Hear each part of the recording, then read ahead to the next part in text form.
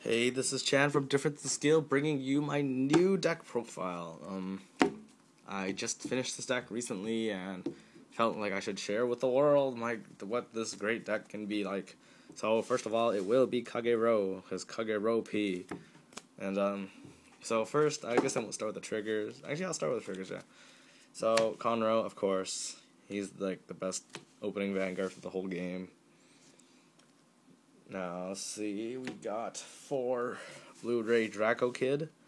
He's just a crit trigger, not much to say about there. 4 Embodiment of Spear Tahr. 4 Genjo. Let's see, someone suggested to me that I'd lay out the whole deck, but that would cause up too much space. Will it? Yeah, it's too hard to see anyways. So, 4 Genjo, 4 Tahr, 4 Blue-Ray Draco Kid. Now this is where it gets tricky now. 2 Ruby. Yeah, and you might be thinking, what the hell is this thing?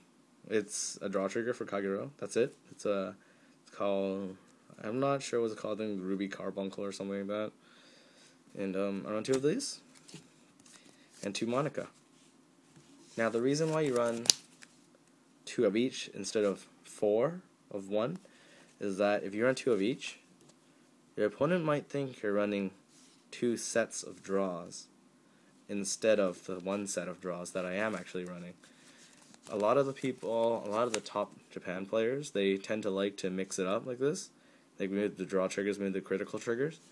Say they run 8 crit, but they put 3 different kinds of crit triggers. They might think they're playing triple sets of crits, and it just messes with people. So yeah, sometimes putting a spin on things, it will give you a little edge, and you'll take any advantage you can get. So for green ones, 4 Bahr, pretty standard, generic 8k beater. I play 4 Kimnara. Kimnara's ability is that you soul charge him, counterblast 1 and kill 1 grade 1, or retire 1 grade 1 on their side of the field. So this card is really good, and I'll put him to the side because he combos very well with the key cards in my deck. 4 Heat Nail Salamander. This is a tricky card. His ability is when he boosts a unit, and you hit the Vanguard, you can retire 1 level 1 and put him back to the deck. So you shuffle him back, and then you kill 1 level 1 on their field. Now this card is a break even, along with Kimnara, so he's not that broken, but he is good for applying tons of pressure to your opponent. They have grade 1s they want to keep, like a Maron or something. Put this behind your rear guards, attack the Vanguard. If they want to lose their card, they're going to lose it. If they don't, they'll block it. Now, that might seem really, really obvious, but the Heat Nail Salamander can pressure your opponent into blocking something they didn't have to block. So say you attack, they're at like 2 damage. They don't want to block it, they'll take the damage and then use it for counterblast. But then this gives them a backdraw for letting you hit them. You can kill their rear guards. So maybe their setup now is not even good after you kill a rear guard. Say they have a Snow Gall and you kill it, everything's weaker. They're going to block these if they value their rear guards a lot.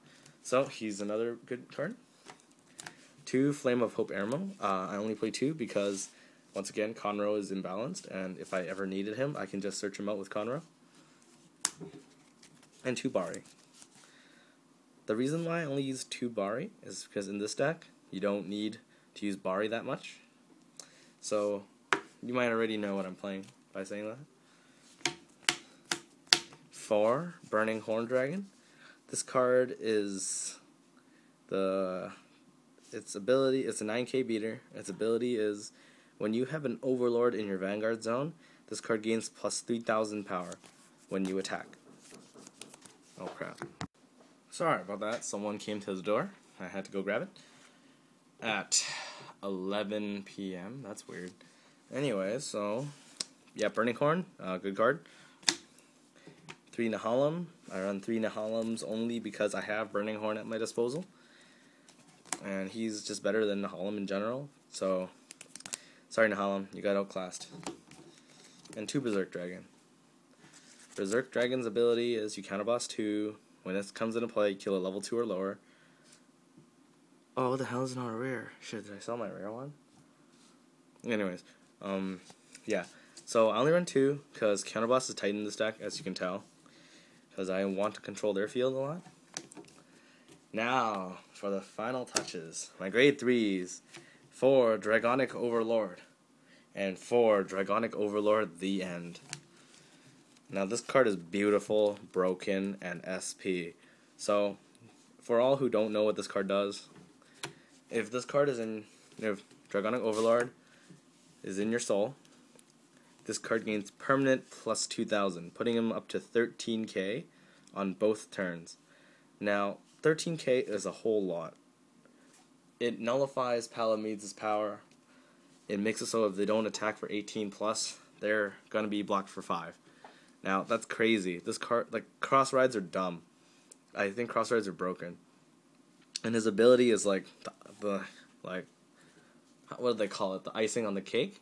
It's the icing on the cake. So when you attack and hit, regardless if you're Dragonic Overlord in your soul or not, if you hit, you may discard a copy of this card and stand him back up. He does not lose Twin Drive. So that it's stupid. Some people might say, oh, what about it? I mean, the thing behind it doesn't stand, so you'll be attacking again by itself. Think about it. You attack, you Twin Drive, discard a card, you attack Twin Drive again. That kind of advantage is stupid. If you get that ability off, you get 1 trigger each check, so you get 2 triggers in total. That already changes the pace of the game really, really fast. Another reason why this deck is good is because all your grade 3s are 11k, see, 11,000. So people can't really pick on your rear guards if they want to attack your Vanguard, and if they want to attack your rear guard, it'll be basically the same thing. And because his ability costs counterblast 2, I only use 2 Berserk Dragons because the counterblast is really tight if I want to be able to use his ability. Now, Kimnara can kill all of their rear guards, letting people be unable to touch my Overlord The End. So maybe you'll say, what if they play a grade 0? You can't kill that with Kimnara. I don't need to.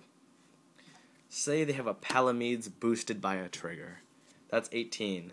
I can block that for 10. There's no way that it's okay. Aside from Palamedes, God, Palamedes is so stupid. Aside from Palamedes, there's no card that can cause Dragonic Overlord The End cross-righted to need to block for more than 5 if it's boosted by a trigger. And I don't want to hear any of that situational crap. Like, what if Rakshka had destroyed 3 of your rear guards? It boosts for 9. Like, no, that's dumb. Okay.